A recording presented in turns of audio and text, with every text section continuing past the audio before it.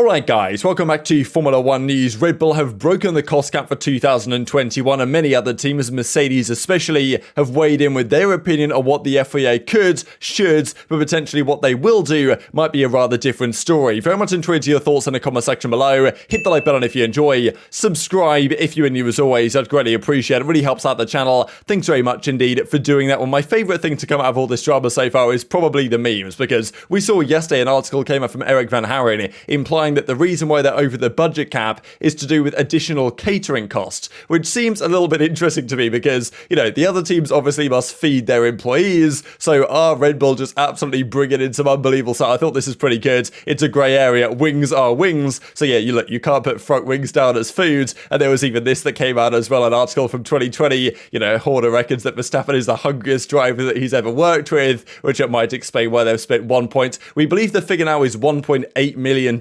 That's the number that's been flying around in terms of what Red Bull have breached the cap by. They say they're under. The FIA disagree. Other teams knew about this, interestingly enough, in advance, which is kind of interesting just because the FIA said, look, there's nothing to see here. We're still doing their calculations. Turns out the teams got their sources from somewhere. Even this was pretty good. Mediums at 9 out of 10 of the F1 teams. Mediums at Red Bull. Looks kind of a nice stake here, but you know, that's what Red Bull are up to every single day. So they breached the cost cap. Was it just catering, right? Like, what's going on here? Or is there something else? This might be my favourite. Max Caviar Stafford I thought was not too bad at all. And look, if they did just overspend on the catering, then you'd imagine it'll be a relatively mediocre type kind of, punishment they dish out. And you've got to also admit, why had the FIA not worked out what to do? The championship ended 10 months ago. The kind of reports were submitted by the teams back in March, I believe. And here we are in October, and they've just come out with what the teams have done, and they still can't make their minds up what they're going to do about it. This, I think, is one of the key issues. There was nothing determined in advance in terms of what the actual procedure is. Like, I think Red Bull might have thought, you know what, let's just take a chance, because even if it works out that they are over the cap, as seemingly now they are, and has been confirmed by the FIA,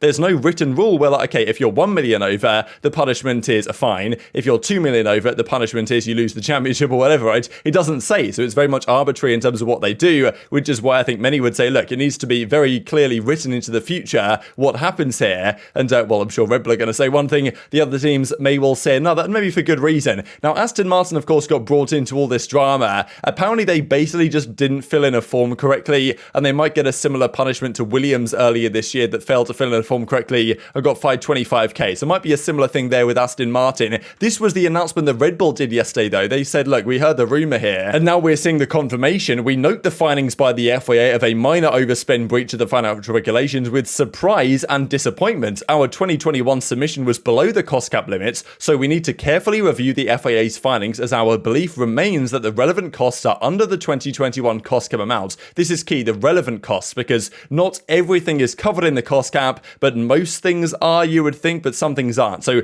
obviously every team has tried to do some financial trickery to get around the rules as best they can. Either Red Bull don't have particularly good accountants, or they have really good accountants, so they managed to bring their overspends down quite significantly from what it would have been. Despite the, this is quite the statement really, despite the conjecture and positioning of other teams, there is of course a process under the regulations with the FIA, which we will respectfully follow while we consider all the options available to us. So yes, interesting statement there, but they say surprise and disappointment, the conjecture of other teams, which is quite a common word seemingly over the last couple of weeks. But yeah, how did this really go into the whole catering thing? Some people are also saying, because initially it was discussed that it was catering, but it was also cost about sick leave. But I think people were looking into the rules and finding that the sick leave stuff doesn't really go in as is described here. Any expenditure as relates to maternity or paternity leave, sick leave, or any medical insurance costs or bonuses is actually not included, as it says above here. You know, what it doesn't include are things like drivers' salaries, custom engine payments have been capped at $15 million, and that salaries of the top 3 non-driver members of staff, the team's tax bills, and what I just mentioned. So yeah, seemingly it's not the kind of, you know, sick leave, maternity, paternity leave stuff. It's more like the other cost, and, you know, you'd imagine maybe the catering as well. I don't really know how that's managed to happen, but this is the thing. It's considered a minor breach, but everyone is saying, including the teams, like, look, minor can be up to $7 million. $7 million over 145 million is a massive overspend, especially if that only goes into car development. That's going to be a major difference. Now, we don't believe that's the case here with Red Bull, and we believe they're overspent by, as I say, $1.8 million is the figure that's going around, but still, that's a relatively significant number. We saw Hamilton said yesterday that even 300k would have been enough to swing the balance of the championship back in Hamilton and Mercedes' favour, and 1.8 million the other way, could have made a significant impact on how the championship played out last season. So this is where the disagreement arises. The FIA and Red Bull disagree on several points over the minor budget cap breach. The FIA interprets some of the items cited differently. They include them in the budget cap and Red Bull didn't. So it's always interesting with regard to this breach, because organisations like Mercedes and Ferrari and the kind of manufacturers, they really can't afford any breach at all. If they do it, like, it's so bad from them from the reputational perspective in terms of their cars and all this type of stuff. If they're deemed to be cheating in some way or another in Formula 1, they just can't afford it from a reputational perspective. Red Bull, like, it doesn't matter so much for them, right? So they've kind of got a different mindset and kind of different brand image, let's say. So they can push the envelope a bit more, I think, than some of these other teams, and clearly they have. And maybe they've gone too far on this one, right? So one of the talking points was about salaries in case of illness. Red Bull is said to have suspended them, thus not included them in the budget cap, but the FIA is including them. And this is one of the key points. So the top 3 earners that aren't the drivers are excluded. So you're guessing, the team principal and whoever else. Now, apparently Adrian Newey, the kind of chief designer at Red Bull, is not included here because they hire him as a consultant contract rather than like a full-time guy, even though he is there like at every single race. So, it's just one of the trickery that they can do, I suppose. But literally he is the CTO, so, you'd think he's a proper employee rather than just a consultant. And, Newey, of course, makes decisive contributions to the car development. And he says that actually he is one of the top 3 earners and therefore it's not counted. But seemingly the FIA disagree. So, again, it's just the financial guys try to wiggle their way out of this as much as they possibly can. But the FIA disagrees clearly on certain points. There's also some discussion about kind of tax credit being given. And of course, like, every other team is wading in and saying, look, they shouldn't be allowed to do this and they should face severe punishment because, well, Mercedes and Ferrari are saying, well, Red Bull had the advantage not just in 2021, but also by extension, the extra money they spent that year could be towards this year's car and even the following year's car, potentially, in terms of the money they're currently spending. So that's been the argument, that they've effectively got 3 years of beneficial development off this small overspend. You could argue that it was, even though a lot of people would say it wasn't really that small in the grand scheme of things, depending what they actually spent that extra money on, whether it's catering or not, who knows, but it seems somewhat unlikely that all the money was spent on extra food. And of course, other teams are jumping on the bandwagon, and I think understandably, because the risk is, if you're like a smaller team, a Haas, for example, with not that many resources, you need to ensure that this is clamped down on as much as it possibly can be, because let's say the fine that the Red Bull get, let's say they have to pay a $50 million fine. That sounds quite significant for a $2 million overspend. But you've got to think that in the past, the top teams, Mercedes, Ferrari, Red Bull, these teams would spend, $200, $300, $400 million. So they could budget in a $2 million overspend and a $50 million fine, and they would not even blink an eye at that because they think, we can extend our car a bit more, pay the fine, that's worth it for them. Whereas for the smaller teams, that's not something they can afford. So this is why the FIA needs to be careful in terms of the decision it makes, because it actually could hurt the small teams a lot, given the entire point of this cost cap was to do the opposite. And apparently Red Bull has kind of, been bringing in these unrivaled salaries. That's how they've brought a lot of employees away from Mercedes and the like, is just offering a lot of Mercedes' best people a lot of money to go to Red Bull. And, obviously that's going to catch up with them a bit in terms of their cost cap and budget cap situation. And, apparently this is one rumour in the paddock right now. Red Bull should have the excess amount deducted from next year's budget cap, but by double the amount. So if they overspent by 1.8 mil, they should get deducted 3.6 mil from next year's budget cap, which I think is honestly not a terrible idea in theory. And there's going to be questions on whether that's fair enough or whether there should be other things that happen as a result, because, I think Martin Brundle said it's not maybe a great crime what Red Bull have done, but it's still,